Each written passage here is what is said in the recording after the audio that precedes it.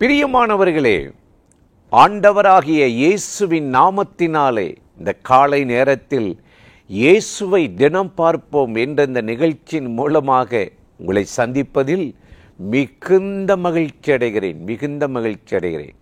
தொடர்ந்து அந்த தேவாதி தேவனை நாம் உயர்த்தி மகிமைப்படுத்த போகிறோம். என் இயேசுவே, என் நேசரே, உம்மை நேசிக்கிறேன். சேர்ந்து பாடலாமா? வாங்க பாடி மகிமைப்படுத்துவோம்.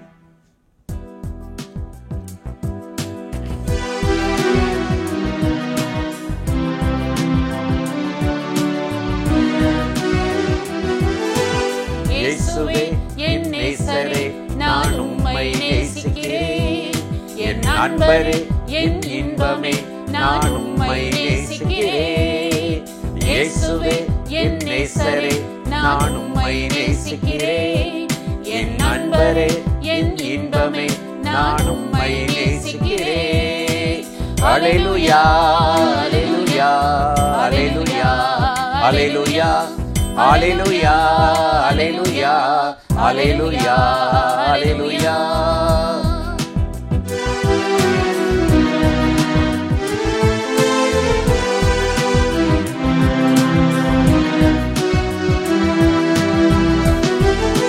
காண்டாம் மிருகத்தின் கொம்பில் நான் இருக்கும் போதெனக்கு, காண்டாம் மிருகத்தின் கொம்பில் நான் இருக்கும் போதெனக்கு செவி கொடுத்து தப்புவித்து ரட்சித்தீர். உயர்த்திடுவேன், துதித்திடுவேன், பாடிடுவேன். செவி கொடுத்து ரட்சித்தீர்.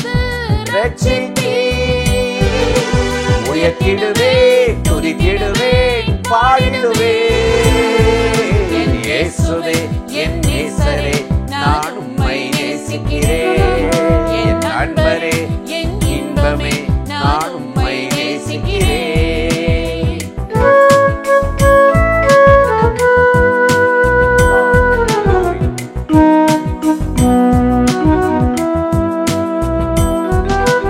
மனுஷரிங்கள் தலைமே தினம் ஏறி செல்லும் போது, மனுஷரிங்கள் தலைமே தினம் ஏறி செல்லும் போது, தண்ணீரையும் நெருப்பையும் கடந்து வந்தோம். செழிப்பான இடத்திலே கொண்டு வந்தீர். தண்ணீரையும் நெருப்பையும் கடந்து வந்தோம். செழிப்பான இடத்திலே கொண்டு வந்தீர். என் நேசரே, என் நேசரே, நான் உம்மை நேசிக்கிறேன். என் நண்பரே, என் இன்பமே, நான் உம்மை நேசிக்கிறேன்.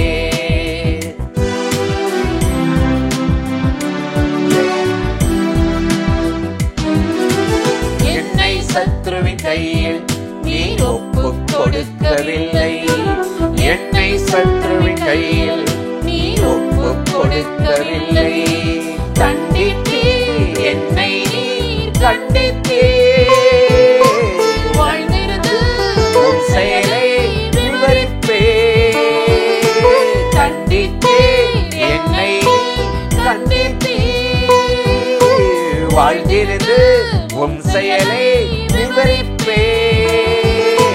இயேசுவே, என் நேசரே, நான் உம்மை நேசிக்கிறேன். நண்பரே, என் இன்பமே, நான் உம்மை நேசிக்கிறேன்.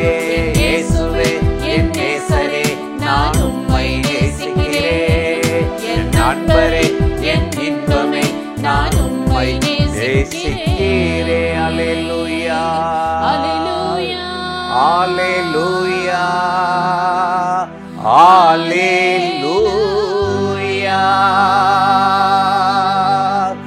அல்லேலூயா, அல்லேலூயா.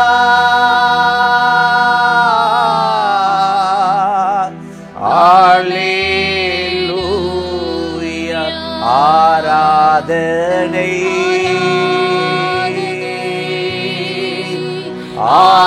ஆராதனை அப்பா, அப்பா,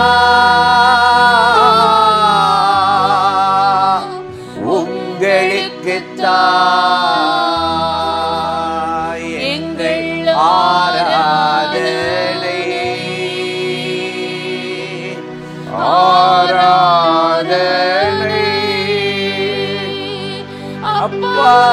அப்பா உங்களுக்கு தேங்க்யூ லார்ட். உமக்கு நன்றி, உங்க மகிமைக்கு நன்றி, இரக்கங்களுக்கு நன்றி. மனுஷன் எங்கள் தலையின் மேல் ஏறி போக பண்ணினாலும், தண்ணீரை நெருப்பையும் கடந்தாலும், செழிப்பான இடத்திற்கு உங்க சமூகத்துக்கு தேவ பிரசன்னத்துல எங்களை நிறுத்தி வாழ வைத்த தெய்வத்துக்கு நன்றி. யாரெல்லாம் இந்த நிகழ்ச்சியில இணைந்திருக்கிறார்களோ அத்தனை பேர் மேலும் இப்பொழுது மகிமை இறங்கட்டும். அவர்கள் இருக்கிற வீடுகளில் இறங்குவதாக. எல்லா எதிர்ப்பான போராட்டமான சூழ்நிலைகள் மாறட்டும். அந்தகாரங்கள் விலகி வெளிச்சம் உதிக்கட்டும். அடைக்கப்பட்ட வழி திறக்கப்படட்டும். தோல்விகள் ஜெயமாய் மாறட்டும். அற்புதங்களை செய்த ஆசீர்வதி. இயேசுவின் நாமத்தில் இந்த ஸ்தோத்திரத்தை ஏறெடுக்கிறோம் எங்கள் உயிருள்ள நல்ல பிதாவே. ஆமீன், ஆமீன். கர்த்தர் நல்லவர், கிருபையும் இரக்கமும் நிறைந்தவர். இந்த நாளிலும் கட்டாய் நம்மை ஆசீர்வதித்து கிருபையால் மகிமையால் வல்லமையால் நிரப்பி நடத்துவார். இன்றும் கூட வேதத்திலிருந்து ஒரு வசனத்தை உங்களுக்கு ஞாபகப்படுத்துவது நல்லதென்று உணர்ந்தேன். மல்கியா 1:14 வாசித்தால், என் நாமம் ஜாதிகளுக்குள் பயங்கரமாயிருக்கும், நான் மகத்துவமான ராஜா என்று சேனைகளின் கர்த்தர் சொல்லுகிறாராம். உலகத்தில் எத்தனையோ ராஜாக்கள், நாட்டை கொள்ளையடித்தவர்கள், சமாதானத்தை கெடுத்தவர்கள், மதவெறி பிடித்தவர்கள், தவறான சட்டங்களை கொண்டு வந்தவர்கள், பூமியின் ராஜாக்களை பார்த்துருக்கிறோம். ஆனால் நம்முடைய ராஜா ஆண்டவராகிய இயேசு, அவர் கழுதலை ஏறு ராஜாவாக பவனி வந்தார். பிறந்தபோது ராஜா, வாழ்ந்தபோது ராஜா, மரித்தபோது யூதருக்கு ராஜான்னு பிலாத்தை எழுதினா திரும்ப ராஜாவாக வருவார். அவர் அந்த ராஜாவுடைய பேரில் ஒன்று மகத்துவமான ராஜாவா, அவர் மகத்துவம் உள்ளவர் என்று வேதம் ரொம்ப அருமையாக சொல்லுது. மகத்துவம் என்றால் எதிர்பாராத காரியங்களை, நினைக்காத காரியங்களை நமக்கு செய்து நம்மளை பரவசப்படுத்தி சந்தோஷப்படுத்துகிறவர். செங்கடலில் போய் இஸ்ரவேல் ஜனங்கள் நின்ட்டாங்க. இப்போ இதை நீந்தணும், யோசித்து கொண்டே இருக்கிறாங்க, தடுமாறுறாங்க. எப்படி கரை சேர்வது? பின்னாடி பார்வோனுடைய இராணுவம் துரத்துது. அந்த நேரத்தில் கர்த்தர் அற்புதமாக அவங்கள செங்கடலில் நடத்தினார். சொல்கிறாரு மோசே, யாத்திராகமம் 15:7-8, உம்முடைய மகத்துவத்தினால் உம்முடைய ஜனங்களை கரை சேர்த்தேன், எதிரிகளையும் பகைக்கிறவர்களையும் கொன்று அழித்தீர். அவரை நேசிக்கிறவர்களை கரை சேர்க்கிற மகத்துவம். பகைக்கிறாங்க பாருங்க, விரோதிக்க அவங்கள அங்கேயே செங்கடலை அமிழ்த்தின அந்த மகத்துவம் என்று கர்த்தருடைய வேதம் நமக்கு சொல்கிறது. எனக்கு அருமையான சகோதர சகோதரிகளே, அதனால தான் அவர் மகத்துவம் உள்ளவர் என்று சொல்லப்படும். யோபு 36:5 சொல்றாரு, தேவன் மகத்துவம் உள்ளவர், மனதுருக்கத்திலும் அவர் மகத்துவம் உள்ளவர். உயிருக்கு போராடி பிழைப்பேனா என்று இருந்த அந்த யோபுவுக்கு கர்த்தர் ஆயுசினால 140 வருஷம் கூட்டி கொடுத்தார். நம்ம பைபிளில் பார்க்குறோம், செத்து உயிருக்கு போராடின எசேக்கியாவுக்கு ஆண்டவர் விண்ணப்பத்தை கேட்டேன், கண்ணீரை கண்ணேன்னு சொல்லும்போது 15 வருஷம்தான் கூட்டி கொடுத்தார். ஆனால் யோபு 42:16-17 சொல்ல, இதற்கு பின்பு யோபு 140 வருஷம் சுகத்தோடு பலத்தோடு வாழ்ந்து மரித்தான்னு சொல். அவ்வளவு மகத்துவமான காரியத்தை செய்தவர் யோபு சொல்லுகிறார், மன உருக்கத்திலும் மகத்துவமானவர். இன்னைக்கு உங்களை பார்த்து மனதுருக்குகிறார். உங்களுடைய சூழ்நிலை பார்த்து, வேதனையை பார்த்து, கைவிடப்பட்டதை பார்த்து, எல்லாரும் உங்களை விட்டு விலகி மறந்து உங்களை கைவிட்ட அதை பார்த்து மனதுருகி அவர் மகத்துவத்தை வெளிப்படுத்த போகிறார். நீங்கள் அவரை நம்பணும், அவர் வார்த்தையை நம்பணும். இந்த வார்த்தையை தினந்தோறும் படிக்கணும். ஓசியா 8:12 சொல்றாரு, என் வேதத்தின் மகத்துவத்தை நான் எழுதி கொடுத்தேன். மகத்துவம் எங்கே இருக்கான்? கர்த்தருடைய வார்த்தை தான். வானமும் பூமியும் ஒளிந்தாலும் இந்த வார்த்தை ஒழியாதுங்க. மகத்துவமான ராஜா இல்லை. அப்போ அந்த வார்த்தையை படிக்க படிக்க படிக்க மகத்துவம் வருது. அதோடு நிற்கிறதில்ல, உங்களை ஒரு அடுத்த ஸ்டெப்புக்கு, நிறைவை நோக்கி நடத்துது. இன்னும் முன்னேறு, ஜெபத்தில் வளரு, பேசிக்கில் நிற்காத, அடுத்து ஹையருக்கு போ அப்படின்னு சொல்லுது, உயர்ந்த நிலைக்கு போன்னு சொல்லுது. அப்போஸ்தலர் பாருங்களே, இயேசுவனுடைய உயிர்த்தெழுதலுக்கு முன்னாடி அப்படி இப்படி ஓடி மேலோட்டமான ஊழியம் செய்து ஜெபிக்க தெரியாமல் தோல்வி அடைந்து பல பிரச்சனைகளை சந்தித்தார். ஆனால் உயிர்த்தெழுந்த பிறகு எல்லாம் மேல் வீட்டு அறையில் மாடியில் போய் ஜெபம் பண்ணுறாங்க. பரிசுத்த ஆவி இறங்கிட்டார், உன்னதமானவருடைய பலன் இறங்கிச்சு. அப்போஸ்தலர் 2:11 பார்க்குறோம், இவங்க எல்லாரும் ஆவியில் நிரப்பப்பட்டு கிரேத்தரும் அரபியருமாகிய நாம் இவர்களை கருணிக்க கூடாத அளவுக்கு மகத்துவங்களை பேசுகிறாங்களப்பா.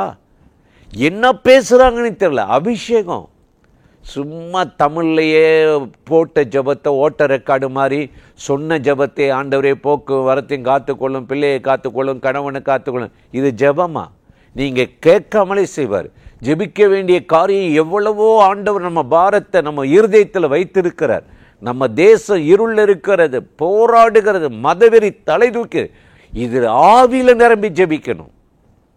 நீங்கள் வேண்டிக் கொள்வது இன்னதென்று அறியாதிருக்கிற வேளையிலே ஆவியானவர் வாக்கு கடங்காத பெருமூச்சுகளோடு வேண்டுதல், இதாங்க அந்நிய பாசம். இதுக்கு பேர் தான் மகத்துவம். தேவனுடைய மகத்துவத்தை பேச கேட்கிறோமா என்று அப்போஸ்தலர் 2:11 அவங்க ஜபத்தை பற்றி இருக்குது.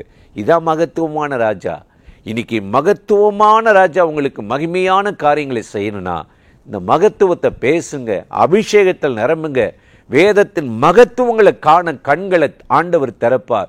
இந்த நாளில் உங்களை அற்புதமாக ஆசீர்வதித்து நடத்துவார். அந்த தேவாதி தேவனை நோக்கி நாம் இப்பொழுது ஜெபிக்கலாமா? அன்பும் இரக்கமும் கிருபையும் உள்ள நல்ல ஆண்டவரே, ஆசீர்வதிக்கப்பட்ட அந்த நாளுக்காக, நேரத்துக்காக, கிருபைக்காக நன்றி. இப்பொழுது இந்த நிகழ்ச்சியில் யாரெல்லாம் இணைந்து ஜெபிக்கிறார்களோ, கூப்பிடுகிறார்களோ, ஒத்தாசை நாடுகிறார்களோ, அத்தனை பேர் மேலும் கர்த்தருடைய மகிமையும் வல்லமையும் கிருபை இறங்கட்டும். உம்முடைய பிள்ளைகளை பலப்படுத்தி ஆசீர்வதித்து நன்மையால் முடிசூட்டி இன்றைக்கு உயர்த்தும்படி கெஞ்சுகிறோம். தேவனுடைய தயவுக்கும் கிருபைக்கு அர்ப்பணிக்கிறோம். இயேசுவின் நாமத்தில் வேண்டுகிறோம் நல்ல பிதாவே, ஆமேன், ஆமேன். தொடர்ந்து இந்த நிகழ்ச்சியை நீங்களும் பார்க்கணும், மற்றவர்களுக்கு ஷேர் பண்ணி நீங்கள் அறிமுகப்படுத்துங்கள். ஆண்டவராகிய தேவன் ஆசீர்வதிப்பார். ஆமேன்.